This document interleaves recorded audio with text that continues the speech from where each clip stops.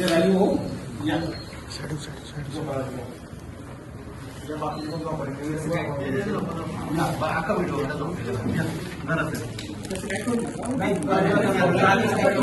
करायचं आम्हाला साहेबांना सगळ्यांना जागृत करायला बोलता येईल साहेब या साहेब कुठं साहेब या साहेब या नाही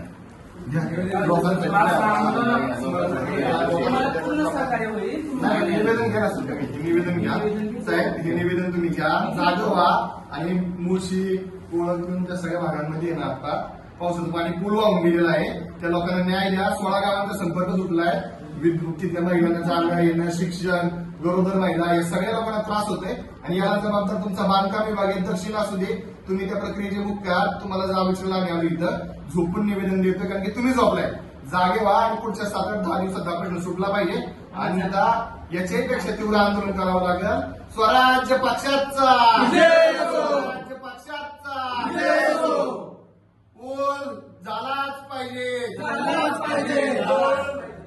पूल झालाच पाहिजे लवकरात लवकर सोडवलं पाहिजे तुम्ही सगळं हे सगळं तुमच्याकडे स्मरणपत्र ठेवून घ्या